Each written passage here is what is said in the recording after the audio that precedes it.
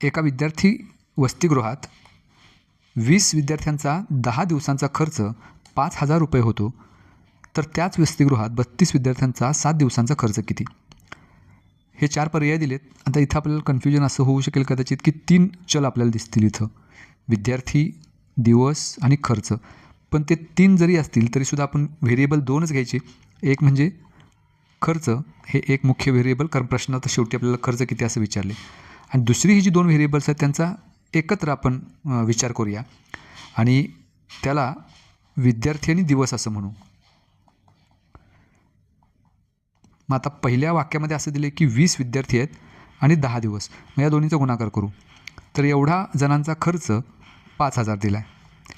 आणि आता 32 विद्यार्थ्यांनी 7 दिवस आहेत, मग त्या दोन्हींचाही गुणाकार करू आणि त्यांचा खर्च किती असं विचारले. मग त्यांचा खर्च आपण x घेऊया. आता हे जे उदाहरण आहे ते समचलनाचं आहे, म्हणजे जितके विद्यार्थी वाढतील किंवा जितके दिवस वाढतील तितका खर्चही वाढणार आहे.